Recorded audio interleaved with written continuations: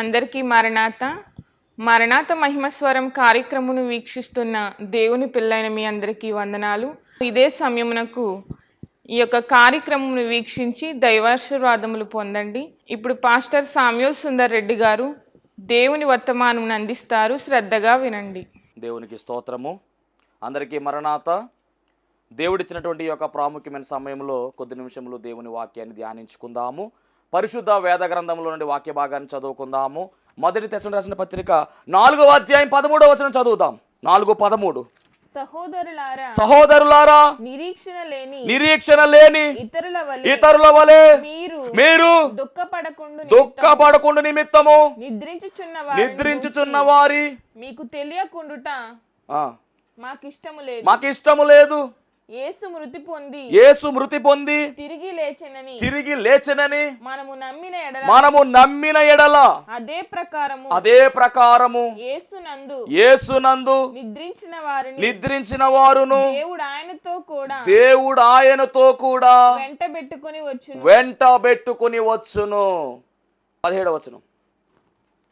ఆ మీదట సజీవులమై నిలిచియుండు మనము వారితో కూడా ఏకముగా ప్రభువును ఎదుర్కొనుటకు ఆకాశ మండలమునకు మేఘముల మీద కొనిపోబడుదుము. కాగా మనము సదాకాలము ప్రభువుతో కూడా ఉందుము. కాబట్టి ఈ మాటల చేత ఒకరినొకరు ఆదరించుకొనుడి. ఏ మాటలు అంటే గనక యేసుక్రీస్తు ప్రభువారు త్వరలో మేఘాసీనుడై రాబోతూ ఉన్నాడు. మనము ఇతరుల వలె నిరీక్షణ లేని వారి వలె ఉండడానికి వీలు లేదు. యేసుక్రీస్తు ప్రభువారు త్వరలో రానై ఉన్నాడు. ఆయన రెండవ రాకడ త్వరలోనే ఉన్నదని నిరీక్షణ మీకు ఉండాలి. నిరీక్షణ కలిగిన వారమే మనం ముందుకు వెళ్ళాలి. మన పోకన్న ఆయన రాకన రెండాట్లో ఏదో జరిగి తీరుతుంది. ఏదేమైనప్పటికీ కూడా విశ్వాసమును మనము చేతపట్టుకుని విశ్వాసములో చెదిరిపోకుండా ఆయన రాకడ వరకు సిద్ధపాటు మనసు కలిగి మనము ఎగిరి మేఘమెక్కే అంతస్తు వరకు కూడా చాలా జాగ్రత్తగా ఉండాలి. మనకంటూ ఒక నిరీక్షణ ఉంది. ఆ నిరీక్షణ ఏమిటంటే నా యేసుక్రీస్తు ప్రభువారు నా కొరకు త్వరలో రానయ్యున్నాడు. ఆయన ఇదే మన నిరీక్షణ. ఇతరు నిరీక్షణ లేకుండా ఉన్నారు, కానీ నిరీక్షణకు గుర్తుగా ఆయన ఉన్నాడు గనుక మన నిరీక్షణ ఏమిటంటే ఖచ్చితముగా మనం అందరము కూడా ఎగిరి మేఘం ఎక్కుతాము. ఇదే మన నిరీక్షణ. ఈరోజు మరి ఒలీవ చెట్టుతో పోల్చుకుంటున్నటువంటి ఈ దావీదు గారి యొక్క నిరీక్షణ కూడా అదే. దేవునికి మహిమ కలుగునుగాక. చిత్రమైన విషయము మరి దేవుడు చెప్తున్నటువంటి మాట ఏమిటంటే ఆ దావీదు గారి యొక్క తరాల్లో నుంచే, వారి యొక్క వంశములో నుంచే, వారి యొక్క గోత్రములో నుంచే, వారి యొక్క ఊరిలో నుంచే ఆయన యేసుక్రీస్తు ప్రభువారు జన్మించిన విధానం మనందరము కూడా బాగుగా ఎరిగిన వారము. దావీదు పరిపాలించిన సింహాసనమునే ఆయన అధిష్ఠించినట్టుగా కూడా బైబిల్ గ్రంథము స్పష్టంగా సెలవిస్తూ ఉంది. దేవునికి మహిమ కలుగునుగాక. అందుకే దావీదుకి ఇవన్నీ తెలుసు.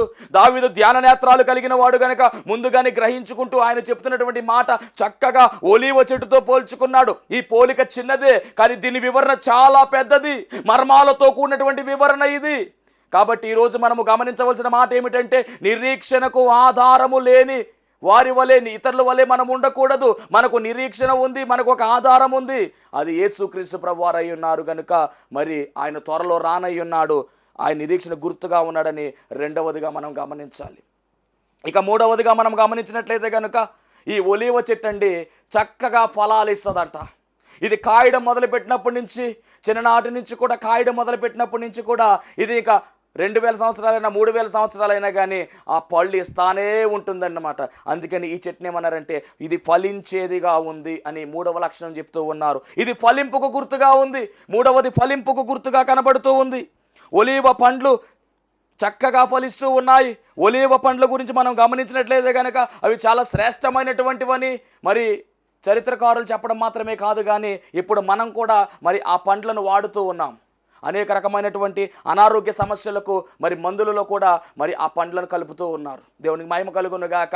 ఏదేమైనా ఒలీవ పండ్లు, ఒలీవ కాయలు చాలా శ్రేష్టమైనవి. మరి అవి ఎలాగొస్తున్నాయంటే ఆ చెట్టు ఫలించేదిగా ఉంది కాబట్టి, అంటే ఫలించడానికి గుర్తుగా కనబడుతూ ఉంది ఒలీవ చెట్టు.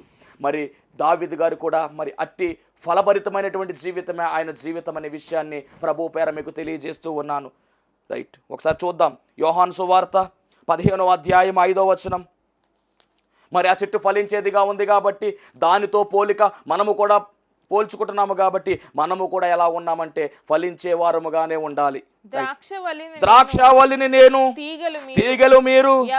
ఎవడు నా యందు నిలిచియుండునో, నేను ఎవని యందు నిలిచియుండునో వాడు బహుగా ఫలించును. అంటే బహుగా ఫలించడం అనేటటువంటి మాట ఇక్కడ చెబుతూ ఉన్నారు. నేను ద్రాక్షావల్లిని అని ఎవరు చెబుతున్నారంటే స్వయముగా యేసుక్రీస్తు ప్రభువారే చెబుతున్నారు. ఆయన శరీరధారిగా ఉన్నప్పుడు ఆయన మాట్లాడుతున్నటువంటి మాట, నేను ద్రాక్షావల్లిని, తీగలు మీరు. నా తండ్రి వ్యవసాయకుడు అని చెప్పి ఈ అధ్యాయం స్టార్టింగ్లో మొదలు పెడతారు. ఏదేమైనా కానీ మనల్ని తీగలతో పోలుస్తూ ఉన్నారు. ఎవడు నా యందు నిలిచియుండునో, నేను ఎవని యందు నిలిచియుండునో వాడు బహుగా ఫలించును. ఒలీవ చెట్టుతో పోల్చబడుతున్నటువంటి దేవుని పిల్లలారా, మరి 3వ లక్షణముగా చెప్పుకుంటూ ఉన్నాము, అది ఫలించే చెట్టుగా ఉంది. ఈరోజు నీ జీవితము కూడా ఫలించాలి అంటే కనుక ఖచ్చితముగా ఆయన లేకుండా మనము ఫలించలేము. మనము ఆయన యందు నిలిచి ఉంటే, ఆయన మన యందు నిలిచి ఉంటే అప్పుడు మనం ఫలించడం మొదలు పెడతాము. మీ జీవితంలో ఫలింపు లేదని నిరాశపడుతున్నావా? ఈరోజు వాక్యం వింటున్నటువంటి ఓ సహోదరి, ఏంటి నా జీవితం అని నువ్వు అనుకుంటున్నావేమో, ఇదిగో దేవుడు నీతోనే మాట్లాడుతున్నాడు. ఆయన యందు నీవు నిలిచి ఉండు, నీ యందు ఆయన నిలిచి ఉంటాడు. ఖచ్చితముగా నీ జీవితం ఫలిస్తుంది. దేవుని నామ మహిమార్థమే, సాక్ష్యార్థమే నువ్వు వాడబడతావని ప్రభు సెలవిస్తూ ఉన్నారు. అనగా ఖచ్చితముగా ఫలించాలి అనే విషయము ఇక్కడ మనం చూస్తూ ఉన్నాం. ఫలించాలంటే ఆయనతో మనం పెనవేసుకోవలసిన వారమై ఉన్నాము. మరి బహుగా ఫలిస్తే ఏమి లాభం అంటే కనుక అదే అధ్యాయము 8వ వచనం చూస్తే, బహుగా ఫలిస్తే ఏం జరుగుతుంది? మీరు బహుగా ఫలించుట వలన, నా తండ్రి మహిమపరచబడును. చాలు, నా తండ్రి మహిమపరచబడతాడు. అంటే దేవాది దేవుణ్ణి మహిమపరిచేటటువంటి గొప్ప లక్షణం ఏమిటంటే కనుక, గొప్ప పని ఏమిటంటే కనుక ఫలించడమే. ఎలా ఫలించాలంటే బహుగా ఫలించాలి. ఖచ్చితంగా ఫలించాలంటే ఖచ్చితంగా ఫలించాలి. చాలా మంది అంటారు, నిజంగా ఫలించాలా అని అడుగుతారు. ఒకవేళ ఫలించకపోతే ఏమవుతుందో చెప్తాను, జాగ్రత్తగా వినండి. లూకాసు వార్త 3వ అధ్యాయం 8వ వచనం చదువుదాం పిల్లరా. లూకాసు వార్త 3వ అధ్యాయం 8వ వచనం చదువుదాం. మారు మనస్సునకు తగిన ఫలములు ఫలించుడి. అబ్రహాము 3:9 చదవండి. ఇప్పుడే గొడ్డలి. ఒకవేళ ఫలించకపోతే ఏం జరుగుతుంది అన్నవారి విషయమే ఈ వాక్యము. మరి ఇక్కడ మనం చదువుదాం. ఇప్పుడే గొడ్డలి చెట్ల వేరున ఉంచబడి ఉన్నది గనుక మంచి ఫలము ఫలించని ప్రతి చెట్టును నరకబడి అగ్నిలో వేయబడునని చెప్పెను. దేవునికి మహిమ కలుగును గాక. ఒకవేళ ఫలించకపోతే, ఫలిస్తే దేవుడు మహిమపరచబడతాడు, తండ్రి మహిమపరచబడతాడు. ఒకవేళ ఫలించకపోతే కనుక ఏం జరుగుతుందంటే, గొడ్డలంట చెట్ల వేరున ఇప్పుడే వేయబడి ఉందంట. ఎప్పుడు ఫలించకపోతే అప్పుడు నరికి వేయడం జరుగుతుంది. తీసుకువెళ్ళి అగ్నిలో పడవేస్తారంట. ఆ అగ్నిలో పడవేసేటటువంటి ఆ కార్యక్రమం ఏదైతే ఉందో దానిని ఏమన్నారంటే కనుక నిత్యాగ్ని గుండం అన్నారు. అక్కడ అగ్ని ఆరదు, పురుగు చావదు. ఇది 2వ మరణం అని ప్రకటన గ్రంథములో మనము స్పష్టంగా చూస్తూ ఉన్నాము. ఆ 2వ మరణాన్ని తప్పించడానికి యేసుక్రీస్తు ప్రభువారు శిలువ యజ్ఞయాగం చేశారు. ఆ 2వ మరణం నుంచి తప్పించడానికి ఆయన తన ప్రాణాన్ని పెట్టాడు. ఆ 2వ మరణం నుంచి తప్పించడానికి మనలను పరలోక వారసులుగా మార్చివేయడానికి తన రక్తాన్ని చిందించాడు. రిక్తునిగా చేసుకుని సమస్తమును వదిలి ఈ లోకానికి వచ్చి తన్ను తానే సజీవ యాగముగా సమర్పించుకోవడం జరిగింది. గొప్ప మహిమకరమైన కార్యాన్ని ఆయన శిలువలో చేశాడు. మరి దాని ఫలితార్థం మనము చేయవలసిన పని ఏమిటంటే, ఆయన రక్తములో కడగబడినటువంటి మనమందరము కూడా ఖచ్చితముగా ఫలించవలసిన వారమై ఉన్నాము అనే విషయాన్ని ప్రభు పేర మీ అందరికీ తెలియజేస్తూ ఉన్నాను. దేవునికి మహిమ కలుగునుగాక. అంటే ఈ 3వ లక్షణము, ఈ ఒలీవ చెట్టు ఫలించేదిగా ఉంది. మరి గమనించడం లేదో, మరి యేసుక్రీస్తు ప్రభువు వారు కూడా ఫలించేవారుగానే ఉన్నారు. ఎందుకు ఈ మాట చెప్తున్నానంటే, మృతులలో నుంచి అనగా సమాధిని గెలిచి తిరిగి లేచినటువంటి వారు ప్రపంచంలో ఎవ్వరూ లేరు. 3వ రోజున ఆయన తిరిగి లేచారు. సమాధి తెరవబడింది. మొట్టమొదటిగా లేచినటువంటి తొలి ఫలము ఆయనే, ప్రథమ ఫలము అని పిలువబడ్డారు. గమనించాలి, మరి ఆయన నుంచి సువార్త వ్యాప్తి చెందిందండి. 12 మంది, ఆ తరువాత మరి 120 మంది, ఆ తరువాత క్రమములో 3000 మంది. అలా ఇప్పుడు ఆ ఫలం ఏమవుతుందంటే ఫలించుకుంటూ విస్తరించిపోతా ఉంది. దేవునికి మహిమ కలుగునుగాక. కాబట్టి యేసుక్రీస్తు ప్రభు వారు ఎలాగున్నారంటే ఫలింపుకు సాదృశ్యంగా ఉన్నారు, ఫలింపుకు గుర్తుగా ఉన్నారు. ఇక్కడ ఆ చెట్టు ఫలిస్తూ ఉంది, ఇక్కడ ప్రభువు ఫలించారు. ఇప్పుడు మనం కూడా మరి దాంతో పోల్చుకుంటున్నాం కాబట్టి ఖచ్చితంగా మనం కూడా ఫలించాలి. ఎందుకంటే దేవుడు ఆదిలోనే ఒక మాట చెబుతూ ఉన్నాడు. ఆదికాండము 1:28 దేవుడు వారిని ఆశీర్వదించి ఎట్లనగా మీరు ఫలించి అభివృద్ధి పొంది విస్తరించి భూమిని నిండించి దానిని లోపరుచుకొనుడి సముద్రపు చేపలను ఆకాశ పక్షులను భూమి మీద ప్రాకు ప్రతి జీవిని ఏలుడని దేవుడు వారితో చెప్పెను. దేవునికి మహిమ కలుగును గాక. మామూలుగా కదండి, ఏలుకలుగా మార్చాడు మనల్ని దేవుడు, ఏలేవారిగా పెట్టాడు, మనం పరిపాలించే వారముగా ఉన్నాము. కానీ ఎప్పుడైతే పాపం మొదలైందో అప్పుడు ఈ ప్రపంచమంతా కూడా, ఈ లోకమంతా కూడా సాతాను చేతుల్లో పోయింది. ఆ సాతాను చేతుల్లో ఉన్నటువంటి ఈ లోకాన్ని విడిపించడానికి, మనల్ని విడిపించడానికి ఆయన ఈ లోకములోనికి రావడం జరిగింది. దీని అంతటికీ వెనక ఉన్నటువంటి కారణము, విడిపించడానికి గల బలమైన కారణం ఏమిటంటే మనల్ని స్వతంత్రులుగా చేయడమే ఆయన ఉద్దేశం అయి ఉన్నది. దేవుని మహిమ కలుగును గాక. ఏదేమైనా దేవుడు చెప్తున్న మాట ఏమిటంటే మనము ఏలేవారముగా ఉండాలంటే మొట్టమొదటిగా మనం ఫలించండి, అభివృద్ధి పొందండి, విస్తరించండి అని దేవుడు మొట్టమొదటిగా దీవించినటువంటి దీవెన. దేవునికి మహిమ కలుగును గాక.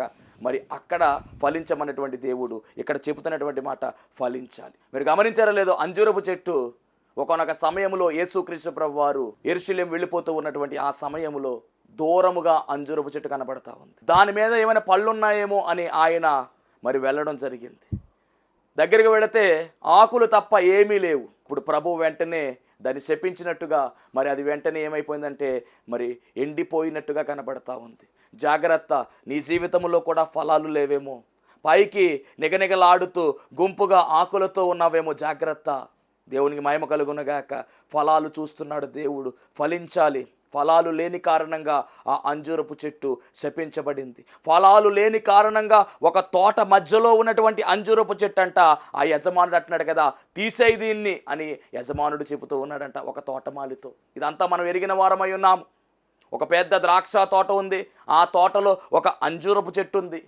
ఆ అంజూరపు చెట్టుకి ఏవైనా కాయలు ఉంటాయేమో అని చెప్పేసి మరి ఆయన ఆ యొక్క తోటమాలి చూస్తూ ఉన్నాడంటండి. 1 సంవత్సరం చూశాడంట, 2 సంవత్సరం చూశాడు, 3వ సంవత్సరం చూశాడు. ఎప్పుడొచ్చి చూసినా కానీ ఆ ద్రాక్ష తోటలో ఉన్నటువంటి వాటికి పళ్ళు ఉంటున్నాయి, కానీ ఈ అంజూరపు చెట్టుకు పళ్ళు ఉండలేదంట.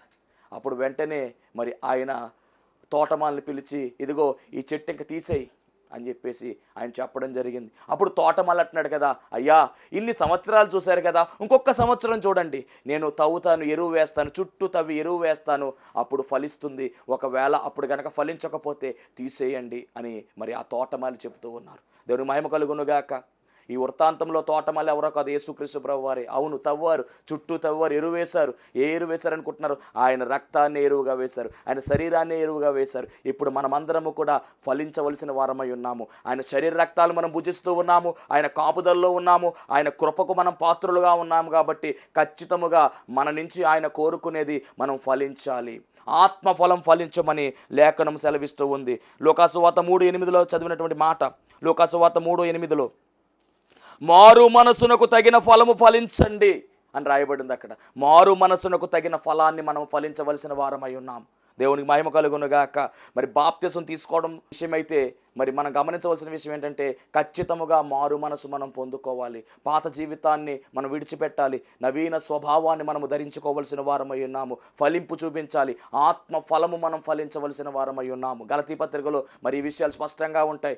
గలతీ పత్రిక 5వ అధ్యాయం 22వ వచనం చదువుదాం ఒకసారి. ఆత్మ ఫలం గురించి అక్కడ రాశారు. ఆ ఫలం మనలో ఉండాలి ఖచ్చితముగా. అయితే ఆత్మఫలమేమనగా ప్రేమ, సంతోషము, సమాధానము, దీర్ఘశాంతము, దయాళత్వము, మంచితనము, సాత్వికము, ఆశానిగ్రహము, ఇట్టి వాటికి నియమమేదియూ లేదు. దేవునికి స్తోత్రం. సంబంధులు ఏదేమైనప్పటికీ కూడా మరి ఆత్మఫలము గురించి మరి అక్కడ చెప్పడం జరిగింది. 9 రకాలతో కలిగినటువంటి 9 లక్షణాలతో కలిగినటువంటి ఆ యొక్క ఆత్మఫలము మనలో ఉండాలి. ఈ లక్షణాలు మనలో ఉంటే మనం ఫలించేటటువంటి స్థితిలో ఉంటాం. రేపు పరలోక రాజ్యానికి మనం వారసులుగా మారినప్పుడు మరి ఫలాలు చూస్తాడా ఆయన. మరి మనం ఫలించే వారముగా ఉండవలసిన వారమై ఉన్నాము. మరి ఇక్కడ పచ్చని ఒలీవ చెట్టు అని రాయబడినటువంటి ఈ ఒలీవ చెట్టు ఎలా ఉందంటే కనుక ఫలించే చెట్టుగా ఉంది. కాబట్టి దావీదు మరి ఈ చెట్టుతో పోల్చుకుంటూ ఉన్నాడు. అలాగే ప్రభువు కూడా మరి గొప్ప ఫలింపుకు సాదృశ్యంగా మనకు కనపడుతూ ఉన్నాడు. మరి మనము కూడా ఫలించవలసిన వారమై ఉన్నాము. ఇక 4వదిగా మనం గమనించినట్లయితే కనుక ఎందుకు ఒలీవ చెట్టుతో దావీదు గారు పోల్చుకుంటున్నారంటే 4వదిగా ఈ చెట్టు వెలుగుకు గుర్తుగా ఉంది అని చెబుతూ ఉన్నారు. అదేంటంటే వెలుగుకు గుర్తు అని మనం అనుకున్నట్లయితే కనుక ఈ చెట్టు నుంచి వచ్చేటటువంటి కాయలను మరి దంచితే దాని నుంచి ఒలీవ నూనె వస్తుందని మరి నిర్గమకాండంలో మనం చూస్తూ ఉన్నాం. దేవునికి మహిమ కలుగునుగాక. అంటే ఆలివ్ ఆయిల్ అని చెప్పి మనం వాడుతూ ఉన్నాం. ఇప్పుడు దాన్నే ఒలీవ నూనె అంటారు. ఇది ఎలా వస్తుంది అంటే కనుక దానికి వచ్చినటువంటి కాయల్ని దంచాలి. దంచితే అప్పుడు దాని నుంచి వచ్చేటటువంటి నూనెనే మరి ఒలీవ నూనె అని పిలుస్తూ ఉన్నారు. ఒకసారి మాట చదువుదాం. నిర్గమకాండము 27వ అధ్యాయము 20వ వచనం చదువుదాం ప్రియులారా. నిర్గమకాండం 27వ అధ్యాయం 20వ వచనం. మరియు దీపము నిత్యము వెలిగించునట్లు ప్రదీపమునకు దంచి తీసిన అచ్చము ఒలీవల నూనె తేవలనని ఇశ్రాయేలీయులకు ఆజ్ఞాపించెను. గమనించవలసిన మాట ఏమిటంటే ఈ ఒలీవ చెట్టు నుంచి వచ్చినటువంటి ఆ కాయలు ఏవైతే ఉన్నావో వాటిని దంచి తీయగా నూనె వస్తుందండి. ఈ ఒలీవ నూనెనంట ఎక్కడికి తీసుకువెళ్ళమంటున్నారంటే దేవుని మందిరముగా పిలవబడుతూ ఉన్నటువంటి అనగా ప్రత్యక్ష గుడారముగా, మొట్టమొదటిగా ప్రత్యక్ష గుడారము అనగా దేవుడు దిగి వచ్చేటటువంటి స్థలము, పరిశుద్ధ స్థలముగా పిలవబడినటువంటి ఆ యొక్క ప్రత్యక్ష గుడారములో మనం గమనించినట్లయితే కనుక దీపవృక్షం ఉంటుంది. దాన్ని 3 భాగాలుగా చెబుతారు. ఆ 3 భాగాల్లో ఆవరణము మొదటిగా అయితే, రెండవదిగా పరిశుద్ధ స్థలము, మూడవది అతి పరిశుద్ధ స్థలము. పరిశుద్ధ స్థలములో 3 ప్రాముఖ్యమైనటువంటి వస్తువులను పెట్టారు. ఒకటి ధూపవేదిక అయితే, రెండవది దీపవృక్షము, అలాగే సన్నిధి రొట్టెల బల్ల. ఈ దీపవృక్షం ఏదైతే ఉందో ఆ దీపవృక్షానికి 7 దీపాలుంటాయి పైన. ఆ 7 దీపాలు కూడా వెలగాలంటే దాంట్లో నూనె పోయాలి. ఏ నూనె పడితే ఆ నూనె పోయమని దేవుడు చెప్పలా. ప్రపంచంలో ఎన్నో చెట్లు ఉండగా ఒలీవ చెట్టే ఇక్కడ చెప్పబడుతూ ఉంది. ఒలీవ చెట్టు నూనె దేవుడు వాడమంటూ ఉన్నాడు. దేవునికి మహిమ కలుగునగాక. ఎందుకు ఒలీవ చెట్టు నూనె ఎందుకు వాడమంటున్నాడంటే మరి ఆ యొక్క గుడారములో నిత్యము వెలగాలి.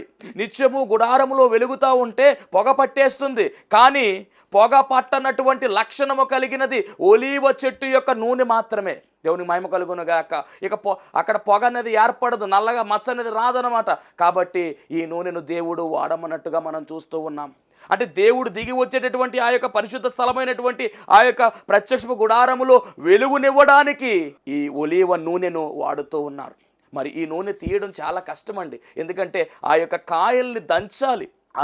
దంచి తీసిన అచ్చము ఒలీవ నూనె తేవలనని అక్కడ ఆజ్ఞాపిస్తూ ఉన్నారండి. ప్రదీపమునకు అక్కడ స్పష్టంగా ఉంది, దీపము నిత్యము వెలిగించబడాలి. దీపము నిత్యము వెలిగించినట్లు ప్రదీపమునకు దంచి తీసిన అచ్చము ఒలీవ నూనె తీసుకొచ్చి ఆ యొక్క ప్రదీపాల్లో పోయమని చెప్పి దేవుడు చెబుతూ ఉన్నాడు. అంటే ఇది ఎలా మారిపోతుందంటే ఎప్పుడైతే మనము ఆ యొక్క ప్రదీపాల్లో పోసి వెలిగిస్తామో అప్పుడు అదంతా కూడా వెలుగుమయమైపోతుందండి.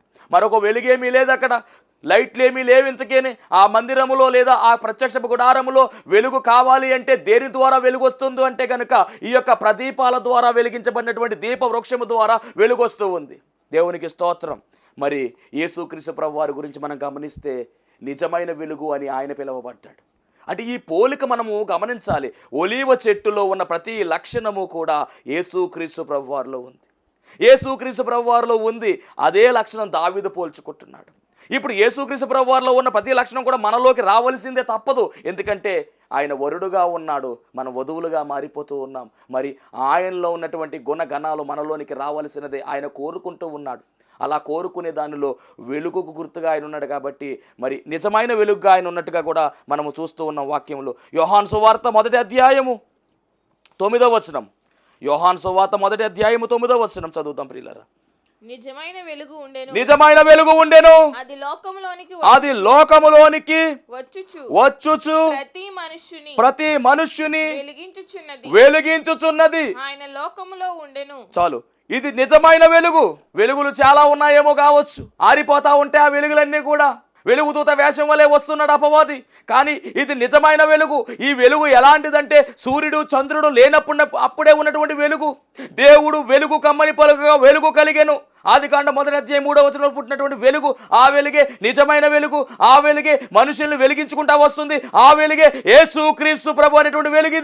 ఇది లోకంలోనికి వస్తూ ఏం చేస్తుందంటే ప్రతి మనుష్యుని, మతభేదము కానీ కులభేదము కానీ ఏమీ లేదు, చిన్న పెద్ద అనే భేదం ఏమీ లేదు, ప్రతి ఒక్కరిని కూడా ఈ వెలుగు వెలిగించుకుంటా వెళ్ళిపోతా ఉంది. దేవునికి మహిమ కలుగునుగాక. హల్లెలూయా.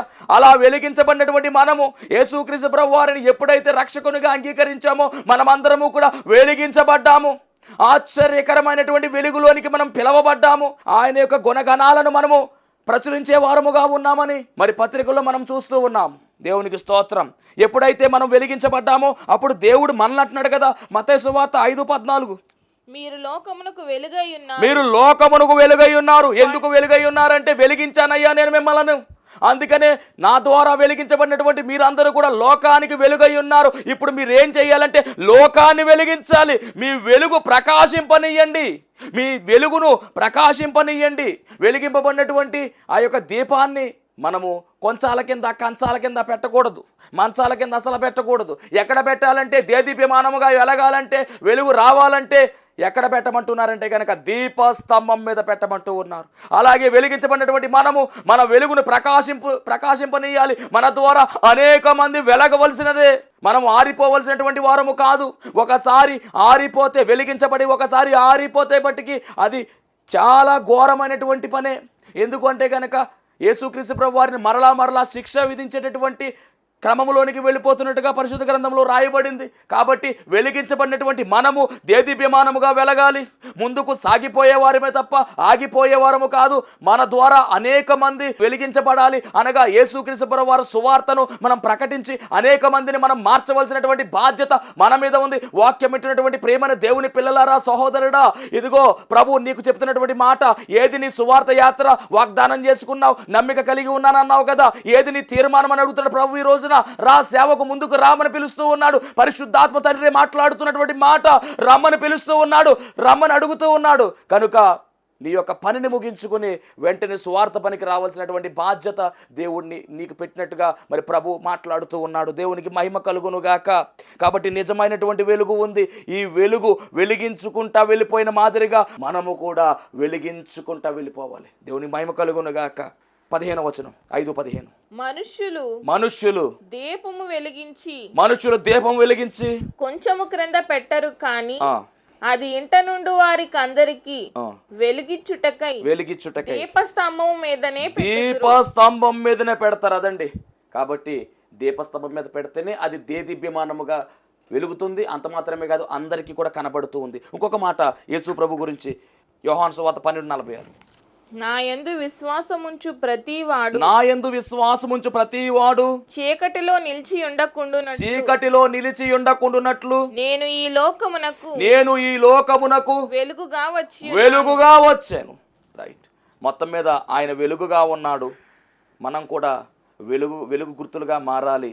అలాగే దావీదు గారు కూడా మరి వెలిగించబడినట్టుగా కనబడుతూ ఉన్నాడు. ఏదైనా ఈ పోలిక ప్రకారము మనము ఇతరులను వెలిగించే వారముగా ఉండాలని ప్రభు సెలవిస్తూ ఉన్నారు. ఇంకొక లక్షణాన్ని చూద్దాం.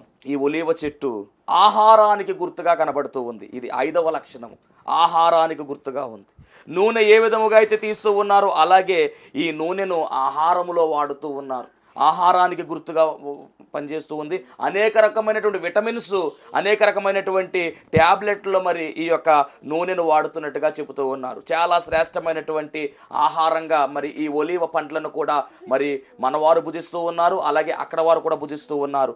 అలాగే మనం గమనించినట్లయితే కనుక యేసుక్రీస్తు ప్రభువారు కూడా ఎలా ఉన్నారంటే ఆహారానికి గుర్తుగా ఉన్నారు. ఇది పరలోకము నుంచి దిగి వచ్చిన ఆహారం అండి. ఇది యోహాను సువార్త 6వ అధ్యాయం 51వ వచనము. యోహాను సువార్త 6వ అధ్యాయం 51వ వచనము. పరలోకము నుండి దిగి వచ్చిన జీవాహారము నేనే, ఎవడైనను ఈ ఆహారం భుజించితే వాడెల్లప్పుడును జీవించును. కాబట్టి ఈ ఆహారము భుజించేటటువంటి వారందరూ కూడా ఎల్లప్పుడూ జీవిస్తారు. యేసుక్రీస్తు ప్రభువు ఎలా మారారంటే జీవాహారాన్ని గుర్తుగా మారారు. మరి మనకు ఆత్మీయ ఆహారముగా కూడా ఆయన కనబడుతూ ఉన్నారు. దేవునికి మహిమ కలుగును గాక. ఏదేమైనప్పటికీ ఆహారమునకు గుర్తుగా ఈ చెట్టు పిలవబడుతూ ఉంది. అలాగే యేసుక్రీస్తు ప్రభువారు కూడా ఎలాగున్నారంటే జీవాహారానికి గుర్తుగా ఉన్నారు. ఇప్పుడు మనము కూడా ఎలా మారిపోవాలంటే జీవాహారాలకు గుర్తుగా మారిపోవాలి. అనగా సువార్త పనిలో మనము కూడా బలముగా దేవుని వాక్యాన్ని అందించవలసిన వారమై ఉన్నాము. ఇది కూడా ఒక లక్షణముగా చెప్పబడింది. ఇక ఆఖరిగా మనం గమనించినట్టయితే కనుక ఈ చెట్టు ఎలాగుందంటే దేవుణ్ణి మాత్రమే మహిమపరిచేదిగా ఉంది. దేవుని మాత్రమే మహిమపరిచేదిగా ఉంది. ఎందుకంటే న్యాయాధిపతుల గ్రంథం 9:9లో మనం గమనించినట్లయితే కనుక చెట్లన్నీ కూడా మీటింగ్ పెట్టుకుని అవన్నీ కూడా ఏం చేస్తాయంటే అన్ని చెట్ల దగ్గరికి వస్తూ ఉంటాయి. మొట్టమొదటిగా ఈ ఒలీవ చెట్టు దగ్గరికి వచ్చి చెట్లన్నీ కూడా అంటున్న మాట ఏమిటంటే నువ్వు చాలా పెద్ద చెట్టువు కదా, నువ్వు వయసులో పెద్దదానివి కాబట్టి మా అన్నట్ల మీద నువ్వు రాజుగా ఉంటావా అని అడిగితే అప్పుడు ఈ చెట్టు అంటుంది కదా మంచి అవకాశం దొరికిందని చెప్పి, మనమైతే మంచి అవకాశం దొరికిందని చెప్పి పదవి చూసుకుంటాం. కానీ ఈ చెట్టు అంటుంది కదా ఇదిగో నేను మీరిచ్చే పదవిని చూసుకుని నేను ముందుకు వస్తే కనుక ఈ లోకంలో అటు ఇటు తిరిగి మరి నా దేవునికి నేను దూరం అయిపోతాను. నా పని ఏమిటంటే ఆయన మహిమపరచాలి. ఆయన మహిమపరిచే పని కన్నా నాకు ఏది కూడా ఎక్కువ కాదు, నాకు ఏ పదవి వద్దు అని చెప్పి మరి ఈ చెట్టు చాలా చక్కగా చెప్తున్నట్టుగా మనం చూస్తూ ఉన్నాం. చదువుదాం ఒకసారి 9:9. ఒలీవ చెట్టును అడుగగా ఒలీవ చెట్టు దేవునిని మానవులను దేని వలన నరులు సన్మానించుదురో ఆ నా తైలము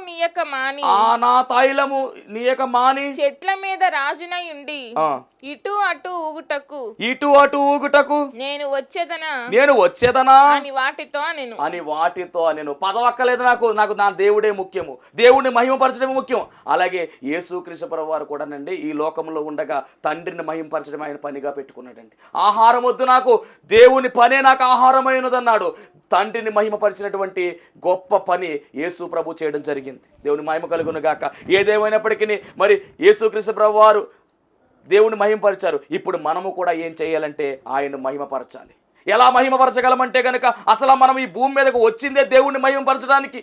ఆయన మహిమపరచడం అంటే మనం ఫలించడం ద్వారా ఆయన మహిమపరచబడతాడు, అలాగే ఆయన స్తుతించడం ద్వారా మహిమపరచబడతాడు, అలాగే మన దేహముతో దేవుని మహిమపరచాలి, అలాగే మన క్రియలతో దేవుని మహిమపరచాలి. ఈ 6 లక్షణాలు కూడా ఒలీవ చెట్టులో ఉన్నాయి. ఈ 6 లక్షణాలు కూడా యేసు ప్రభులో ఉన్నాయి. ఈ 6 లక్షణాలు కూడా దావీదులో ఉన్నాయి. ఈ 6 లక్షణాలు కూడా నీలో నాలో ఉంటే ఖచ్చితంగా మనమందరము కూడా దేవుని మందిరములో పచ్చని ఒలీవ చెట్ల వలె ఉంటామని లేఖనము స్పష్టంగా సెలవిస్తూ ఉంది. కాబట్టి ఈ ప్రాముఖ్యమైన సమయంలో మరి దావీదు పోల్చుకున్నటువంటి ఈ పోలికలో మనము కూడా ఉండి ఏలికలుగా మారి పరలోక రాజ్య నివాసంలోనికి మనమందరము కూడా చేరువయ్యే ధన్యతా భాగ్యము దేవదేవుడు మనందరికీ అనుగ్రహించును గాక. ఆమేన్. మహాపరిశుద్ధుడా, మహిమ కలిగిన దేవా, ప్రేమ స్వరూపి దయగల దేవా, నీ ఘనమైన నామానికి వందనాలు, స్తోత్రాలు, స్తుతులు చెల్లించుకొనుచున్నాము. నేనైతే దేవుని మందిరములో పచ్చని ఒలీవ చెట్టు వలె ఉన్నానని దావీదు చెప్పుకున్నటువంటి పోలిక, ఇదిగో ఆ పోలికలోనే యేసయ్య మీరు కనబడ్డారు. ఆ పోలికలోనే నాయన మేము కూడా మా జీవితాలను మలుచుకునే ధన్యత మాకు ఇచ్చావు గనుక ఇప్పుడు మేము కూడా నీ మందిరములో పచ్చని ఒలీవ చెట్ల వలె ఉండడానికి మీరు కృప చూపించినందుకు మీకు వందనాలు. ఈ వాక్యాన్ని విన్నటువంటి నీ బిడ్డలందరినీ కూడా దీవించి ఆశీర్వదించమని, వారికి ఉన్నటువంటి కష్టాలు, నష్టాలు, బాధలు, బలహీనతలు అన్నిటినీ కూడా న్యాయము చేసి సమస్త మహిమ, ఘనత, కీర్తి, ప్రభావం మీరే పొందుకోమని పెండ్లి కుమారుడుగా రానయ్యున్న యేసు క్రీస్తు వారి శ్రేష్టమైన నామములో అడిగి వేడుకొనుచున్నాము పరమ తండ్రి. ఆమేన్, ఆమేన్, ఆమేన్. అందరికీ మరణాత. ఇప్పటి వరకు దేవుడు అనుగ్రహించినటువంటి చక్కని వాక్య సందేశాన్ని ఆలకించిన మీ అందరికీ కూడా ధన్యవాదములు.